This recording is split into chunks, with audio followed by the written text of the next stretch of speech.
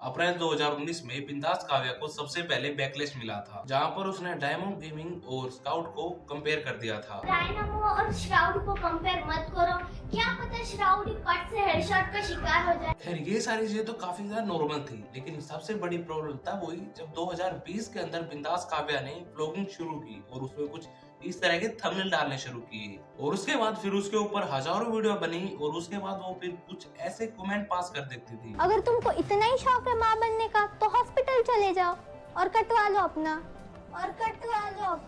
इसको ये बोलेंगे क्रिटिसाइज। नहीं, आप कैरी मिनाटी की बराबरी नहीं कर सकते। अगर आपकी अचीवमेंट या फिर ट्विटर के ऊपर कुछ कंट्रोवर्शियल अपलोड कर देना या फिर कुछ घर से ही भाग जाना और इन सभी चीजों को चलते हुए उसके ऊपर बहुत सारी वीडियो बनी थी और अब 2025 में इसके ऊपर फिर से वीडियो बनने जा रही है जहाँ पर कुछ खास पॉइंट्स नहीं है। अब फिर से उन्हीं पॉइंट्स को उठाया जा रहा है, लेकिन इस वीडियो के अंदर मैं कुछ और नए ऐसे पॉइंट को ऐड करूंगा जिसके बारे में आपको पता नहीं है और इन्हीं पॉइंट के चलते हुए मैं बिंदास काव्या के फादर से सिर्फ और सिर्फ ये 3 सवाल पूछना चाहता हूँ। अगर वो इन 3 सवालों का जवाब दे देंगी तो मैं इस वीडियो को खुद ही प्राइवेट कर दूंगा। अब हम बिंदास काव्या की बात करें तो ये कहीं से भी इनोसेंट नहीं लग रही है, क्योंकि हर एक चीज के अंदर कुछ ना कुछ ऐसी चीजें कर दे रही है। अगर मैं इनके ऊपर कुछ ऐसे एलिगेशन लगा दूंगा तो ये डिफेम करेंगे और मैं अभी इनसे सीधा सीधा 3 सवाल पूछूंगा। अगर इन्होंने उन 3 सवालों का कहीं पे भी जवाब दे दिया तो इस वीडियो को मैं खुद प्राइवेट कर दूंगा। पहला सवाल, जब काव्या छोटी थी तो उसके कुछ ऐसे थंबनेल क्यों लगाए जा रहे थे? अगर ये चीज बिंदास काव्या खुद कर रही थी तो इसमें मैं उनके पेरेंट्स की गलती मानूंगा, क्योंकि उन्होंने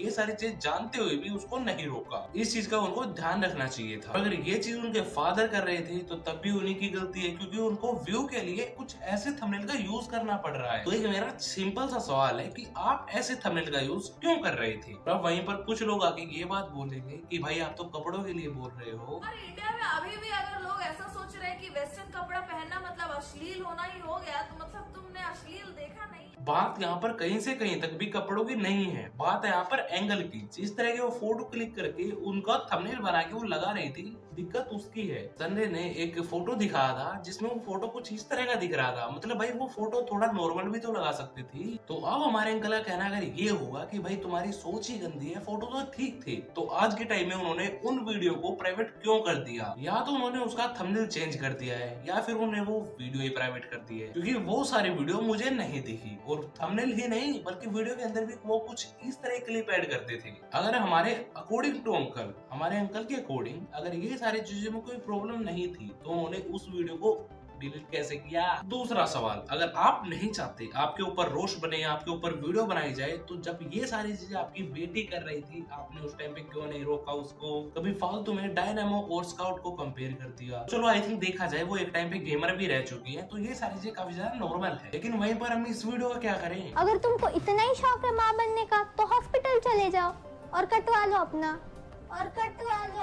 उस टाइम पे काफी ज्यादा छोटी थी और कैसे कैसे वर्ड का यूज कर रही थी, काट देना। तब आपने बिंदास काव्या को इन सब चीजों के लिए क्यों नहीं समझाया? क्यों नहीं उसको बता कि बेटा ऐसे नहीं बोलना होता है? जहाँ तक मेरे को पता है उस टाइम पे वो काफी ज्यादा छोटी थी, तो उसका अकाउंट भी आप ही एज्यूम कर रहे होगे, तो आपने तो सारी चीजें अपलोडिंग होने से पहले देखी होगी, तो आपने इन सभी चीजों को अपलोड क्यों होने दिया? और जब ये सारी चीजें अपलोड हो गई और कुछ लोगों ने उस चीज को क्रिटिसाइज करने की कोशिश की, तो आपने उनके ऊपर स्ट्राइक मारने की कोशिश की। पर क्यों?